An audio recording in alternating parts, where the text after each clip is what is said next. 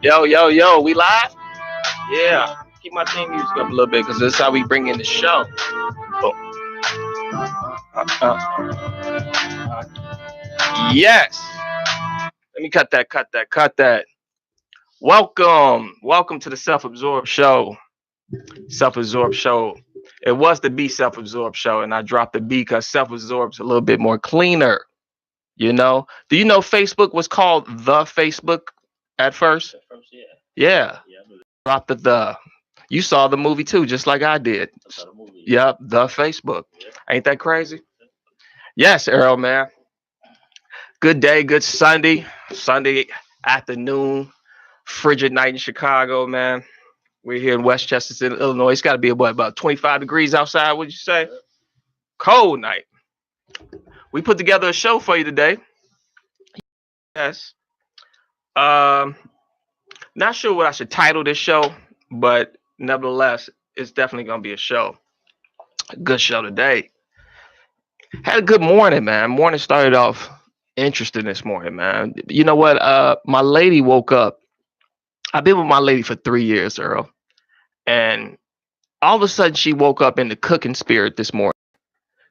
This woman has probably cooked for me two, 3 times since I've known her, and she woke up this morning.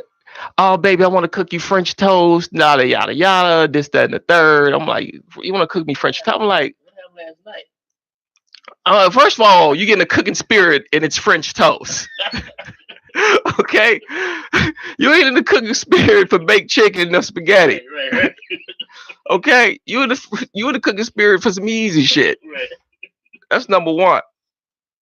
But man, and I tell her, I say, look, baby, I'm not in the mood for no French toast. Do you know she got an attitude and told me to take her home because I didn't want French toast? Take you home because I didn't want your French. You never cooked. Now you want to cook this morning. It's just like me. Like, look, I'm not a real handy guy. Like, I don't work. It's like me saying, you know what, baby, I feel like working on your brakes in the morning. You know what I mean? I just feel like working on your brakes. I know I ain't never worked on brakes, but you know what? I feel like let me work on your brakes for you. And she's like, no, I want you to work on my brakes. I'm like, you know what? Take me home. If you don't want me to fix your brakes, take me home. What is wrong with these women? This woman don't even own an apron. Earl, do you know a woman that own an apron? No. Grandma. Your grandma, right? Do they sell aprons for these new women? Jesus. I mean, I know they got tool belts, but do they sell aprons? I don't think so. God. Ban the apron, man. This is crazy, man. So it's just, oh, she thinking, man. Then she take a dump and she used this poopery stuff. You know what I'm saying? First of all, I've been dating this girl 3 years and she just starting to dump over my house. After 3 years. I'm like, you just not starting to do a number two after 3 years. Wow. And then she sneak off and spray this spray and now the whole apartment smell like this poop and spray mix. Baby, just take the turd, man. Just dump it. You don't got to do all that, man. God, man. Earl, man. So anyway, I got some this show we probably gonna go we go to 6 o'clock. We're gonna go to this hour-long show. We got some fun. We got a lot to talk about. I got a little segment I made up via your suggestion, Earl. This is called the tweaky segment. You know, when you like last week I was talking about CERN and you know, to have a little tweaky segment. This is what I'm calling it. This is the segment. It's like we tweaking. Like this is some out there stuff. You know what I mean? And this got to do with the English language. You know, I don't speak any other languages but English. You know, but this is a language that's a real tricky language. The English language. You know, a lot of people, you know, they talk about the word God, G-O-D, being synonymous with the word good, G-O-O-D. You know, and you can hear a lot of people talk about the word evil being synonymous with the word devil. So you have evil, E-V-I-L, and you add a D and you have, devil. So you have God is good and the devil is evil, but it's all right there in the spelling. Um, and I find that real interesting, about words and spelling, because you have a spelling test, like, oh, can you spell? But then on the other hand, we have spells. You know what I mean? Like you're spelling, but you can cast a spell on somebody. It's a lot of different things that's going on with this language. Um, and words are put together to what you call create a magical effect, whether we know it or not. Now I'm going to run a I'm going to run a paragraph by you, Earl, and I want you to just kind of analyze it and just kind of tell me what you think about this.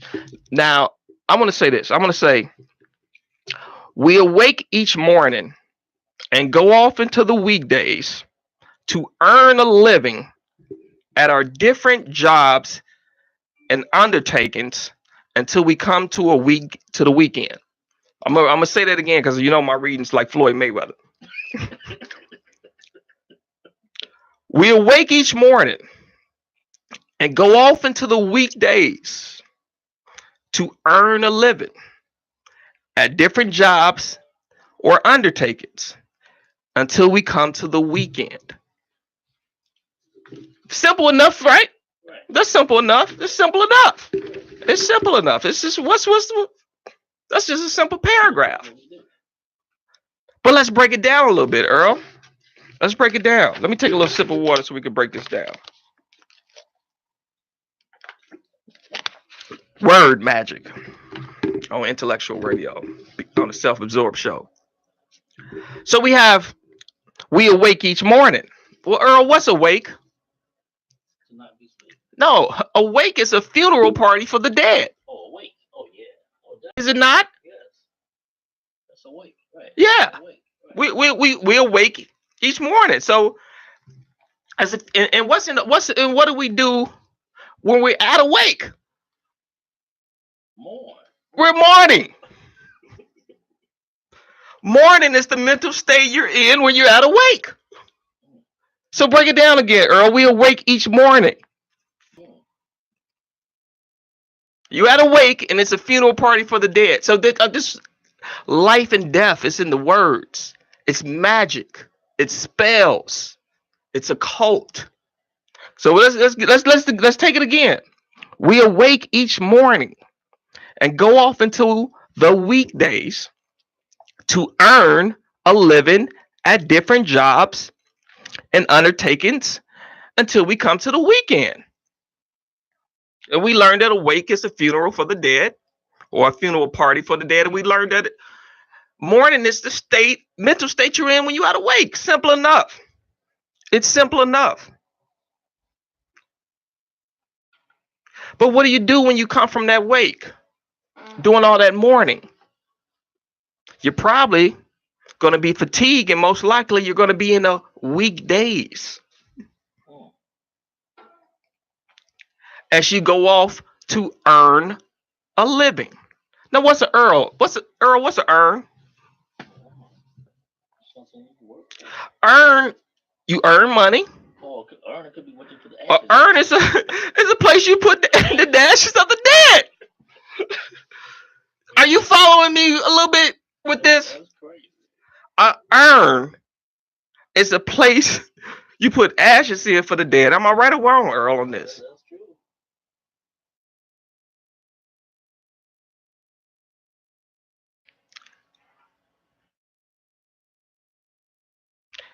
So we learned that to earn. So we go weekdays to earn a living. You get that earn a living. Put the dead in the living. You see, it's the wordplay. You know what I'm saying? You see, it's just like it's death and life in the same breath at the same time. And we don't know it. We don't know what we're saying half the time. We're this is a magical language we're speaking. This is a occult language full of spells and sorcery, and witches made this language. That's what I'm trying to get at. This is a witchcraft language. and we just don't know about this. But we're gonna bring this kind of stuff to light on the Self-Absorbed Show because this is the tweaky, this is the tweaky segment. So okay, so Earl, so we say we go to a wake, so we learn what a wake is each morning. So it's the morning. This is the mental state we're in when we're at a funeral to earn a living at different jobs and or undertakings. Well, what's an undertaker? Undertaker prepares the body for a funeral. Don't they call when you do your career your undertaking? You're undertaking. It's a more fancy word for your what you do for a living. Think about that though. That's tweaky. Very tweaky. Undertakings. Until we come to the weekend. But it's more. So I mean, basically, you're saying your whole work week is death. Your whole work week is designed to kill you. You know what I mean? It's telling you, yo, you're dying, but going through. It's basically saying your job is killing you, or we designed it to kill you. You don't even know it. And we do all this to get to the weekend. You go to the job, you do all this until you get to the weekend. But what you realize is that by going through all this, you're getting the weekend of the deal. When you go through your week, we're gonna break it down. We awake each morning and go off into the weekdays until we earn a living at different jobs and undertakings until we come to the weekend.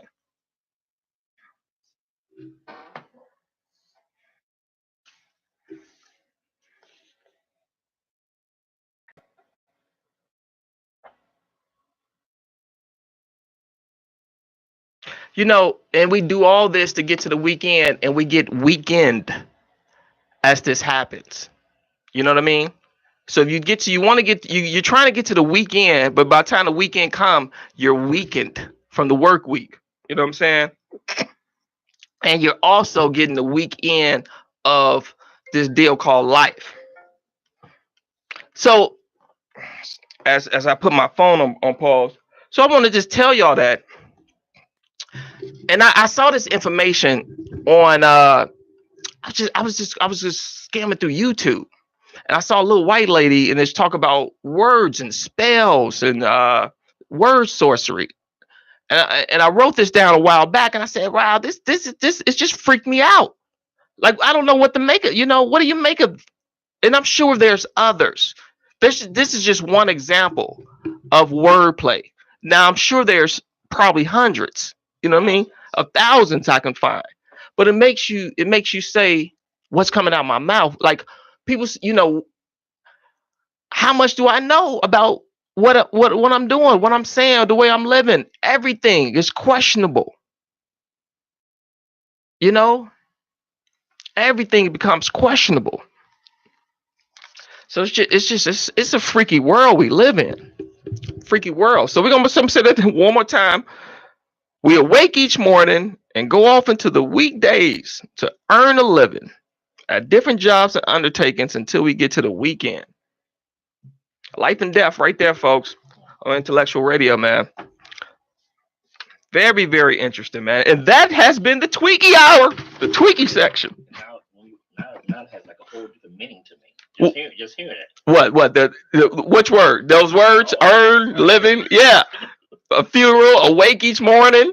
Yeah, you put it all together. We awake in the morning. Then you said, I'm going to the funeral to be sad. It's the same thing. Jesus. Wow. Man, Earl. So I'm going to put that to the side, take a drink of water, and just very, very interesting, man. How we looking on the broadcast? We look clear? We looking good. moving forward, moving on. You know what I want to talk about? Air Jordans came out yesterday, Earl. Retro Air Jordans dropped. Jordan 11s. You ever bought a pair of Air Jordans? Once in my life. Once. Which ones were they, Earl? I have no idea. I think it was like the third one, third generation. The threes. Right. The cement, black or white, Earl? Do you remember? White. The white cement threes. The white and red. The white and red. It's an 89 or 88. It was in the 80s, Earl. What's that? I had them for about 10 years, and I resold them for about $300. I'm sure you did. Earl had for about 3 years and resold them. Yeah. Well, the Jordan 11 patent leather Concord. Are you familiar with that silhouette? It's the one he wore in '96 when they we lost against the Magic. He wore that shoe. When they what was the first team they beat on the second three-peat? That was be Seattle. Would it be Seattle? Doesn't matter. Nevertheless, the Air Jordans came out, and what are they costing now? Well, these ones that came out yesterday were $220 plus tax. Yes. The Air Jordan Concord 11s came out, but I want to talk about it because a Facebook friend of mine said a post about it, and I found the post to be kind of interesting, Earl. So I just want to kind of read her post and just kind of get your opinion, just outright opinion. No holds barred, nothing right or wrong. Just want to get your opinion. So this is the young lady's post regarding these Air Jordans that came out yesterday. She says, if you receive government assistance to house or feed your family, and anybody in that house has on a pair of $180 shoes, stop blaming the white man for your family's troubles. Your mindset is the real problem. I want to give you an opinion on that. Just natural opinion. What do you think? Is she right or wrong? I think she's right on one hand. She's right on one hand. On the other hand, we've been conditioned to want these things, especially these kids. Okay. So she's wrong. She's right on the hand that if you're living welfare, you shouldn't be out here buying $180 shoes. But why your kids telling you saying, Mom, I gotta have these shoes? Why? Because of the commercials they put out there. Well, here's the thing with it's just it's that fair for her to say, and it's a thing got 48 shares and almost 200 likes on this post, and it's and I hear this all the time. Black people spend your money better. Black people, you're not spending your money right. Stop buying Jordan. Stop buying weave. Save your money. Buy land. But it's just not true. It's just not. And there's a great. That was a great report put out by a lawyer named Antonio Moore, and it's called "The Myth and Closing the Racial Wealth Gap," and it talks about that. It talks about whether these kind of things that we buy would add up to us having wealth or money. Like these kind of like let's say telling a poor person save your money, don't spend so frivolous and spend. The idea is that by doing these and developing these habits, we'll somehow be in a better economic space. And it's just not true. It's just not, and it's just not true. What I want to do is I want to play a clip, if I can. I don't know why that's not true. Well, I want to play a clip. I want to play a clip, and we're gonna come back after this clip. We're gonna talk about this clip. Now, this clip is from a professor named Jared Ball from Morgan State University. Now, he's been doing research for the last 10 years and you can find him on his work at imixwhatilike.org, and its name is Jared Ball, and you can find him on YouTube. Also, the clip I'm about to play, and I suggest you all go watch this clip, powerful clip. It's called "The Myth of Black Buying Power Discussed." Very, very powerful clip. I'm going to play this clip, and We'll come right back, and we'll talk about it. We'll come back. You ready, Earl? We'll talk about it. You ready, Earl? We'll talk about it. Uh-oh. Gotta get out of there. Yeah, we're here.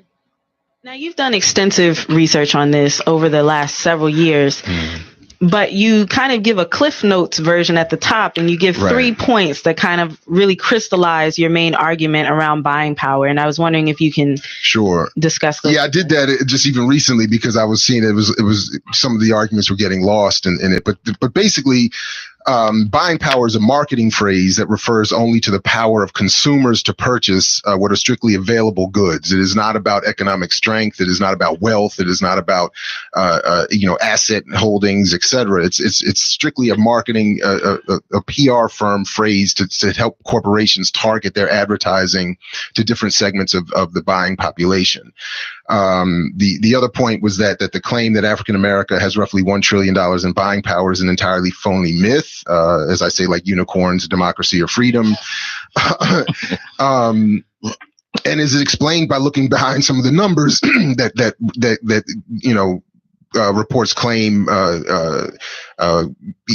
amassed to this $1 trillion, and we can talk about that in a moment. But those numbers just aren't real.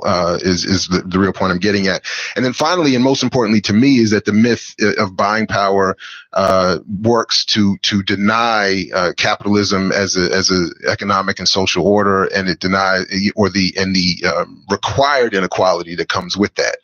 And it's used. The myth is used to blame poor people for being poor. And this idea that if we just consumed better, we wouldn't be poor.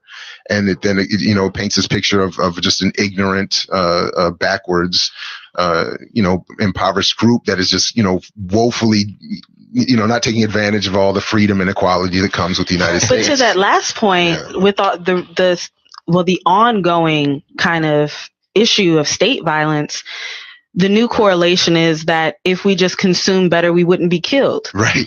Yeah, no, exactly. Yeah, so like Professor Jerry Ball talks about the myth of black spending power. Now, we always heard this, right? Then we were like, oh, black spending power. We got $1 trillion somewhere just like ready for us. Like, oh, black people got $1 trillion. And it's not true. When we find out that this was made up by an advertising agency, so we can buy more stuff, and it's just not true. It's just not true, So I reply to the young lady on our Instagram account, and it's got hundreds of comments, and people are just cheering this on, like, yeah, those poor people shouldn't be buying Jordans.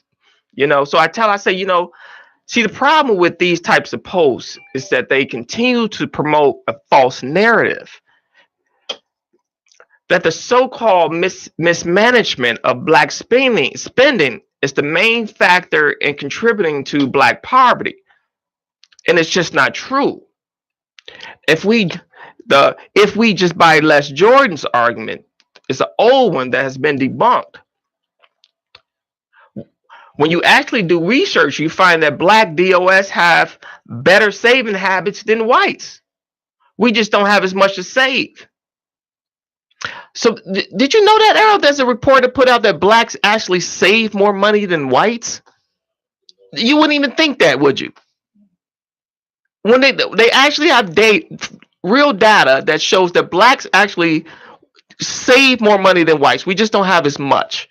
We have better saving habits. So we always paint it as, oh, we buy too many rims. People don't realize this is America. Everybody buys stupid shit in America. Everyone buys stuff they shouldn't have. That's how America rolls. That's the point of America. There's no point of being in this country unless you can buy stuff. This is a stuff buying country. So you want to be mad at people on welfare because they want to be Americans. They just want to be Americans because America is a place where you're advertised to day, night, every minute, They're slamming this stuff down your throat, from Jordans to this to that to fashion to food, to Oreos to anything. They're making you buy. So to say that, poor people are, they should be some type of, special, in a special category, like they should be. No, they want to be American just like everybody else. And then to think that some $200 shoes is going to put you into, look, what's $200 stock do you think you're going to buy that's going to set you up to be wealthy? People to see this don't understand. We don't know what stocks. We don't even know about that whole game. People buy stocks in bulk, so they can set up, so they could scale. So that's how they make money, because they buy a lot and they scale it. They don't buy 2 shares and come up off those 2 shares. They buy that shit. They buy it in bulk. So we need to stop promoting this, Earl, because it's just it goes to what I was saying last week, victim blaming. We're victims and we're always blaming, and we do this and we do that. Now, I'm not granted if you late on your child support, or you got, come on, be responsible. But not buying the Air Jordans only gonna let you pay your cable bill on time. It's not gonna put you in a space where you have a better life. You know what I mean? And that's my point. Saving your Jordan money, it's not gonna put you in a space where, you know what, I saved all this Jordan money and look at me now, suckers. You all was stupid. I saved this Jordan money. Now I bought some property that's not worth anything in a black neighborhood because I was smart. Come on. Yeah, but I have a question, though. Question. Well, what is the solution to black wealth to achieve that? What's the real solution? Well, a solution would be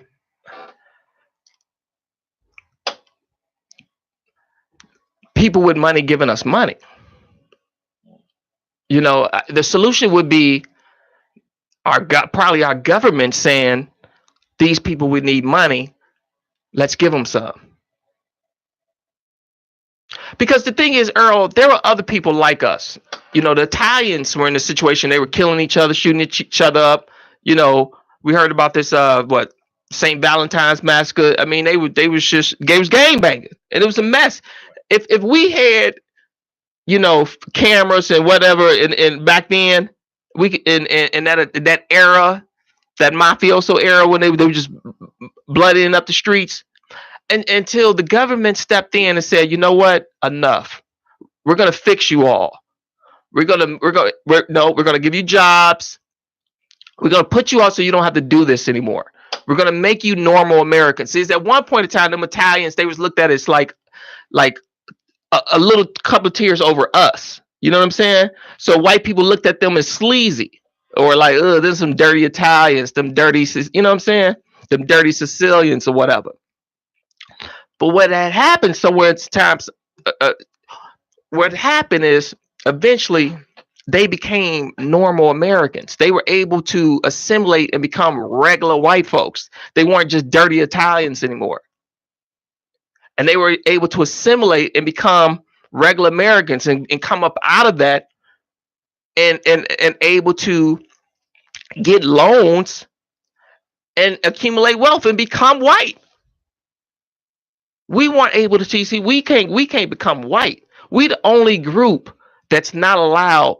When I say become white, I mean, in America, white is seen as the standard of normalcy of money. So every group that comes over here is looking to become white. The Spanish people that come over here, they don't want to be us. You know what I mean? The Middle Easterns, every group is looking to assimilate and to say, I want to be treated like a white person in this country. Do not treat me like y'all treat black people. You know what I mean? So what happens, so going back to the point, to your question, Earl, the government fixed these people. They didn't do it. They didn't say, oh, they didn't get together and say, we need to stop this and it's on us. And, it's all a no. The government fixed them, gave them wealth, and they came up out of that. So who fixes us? Who's going to give us wealth? And the whole thing is saying that ain't nobody going to give you nothing. Well, they owe it to us. We're owed it. So what do you mean they're not going to give it? It's ours. It's ours. We need to demand it. So to answer your question, how do we fix it? So it's been a lot of suggestions. They talk baby bonds. They talk about, where you're born and you got a certain amount of wealth and, these accounts for African-American babies born. And, it's a lot of different, I don't know how that's going to play out, but I know it has to come from governmental contracts. It's got to come from the government. It's not going to come from your business. It's not going to come from some neighborhood we pull together and we stop buying Jordans and we pulled our resources. No. Big money was made in this country in a time period probably from the 30s probably to the 70s. Money, you know what I'm saying, in that period. And people bought homes and wealth was accumulated and land was developed. See, you ever hear people saying, man, we're going to get this money and just buy this land. We're going to buy some land. What land? What land are you going to buy? And if it's all bought, land ain't something like it's just endless amounts of land. All the good land is purchased and they're not selling it. All the good cultivated like land that you could actually use, that you can cultivate stuff, they own it all. So when you always talk like, man, I'm gonna get this money, man, you gonna buy some land. What land are you gonna buy?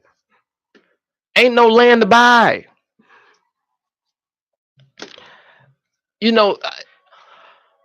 It's just about coming out of this mentality of not putting pressure on our government. So that's why I say, Earl, government. I'm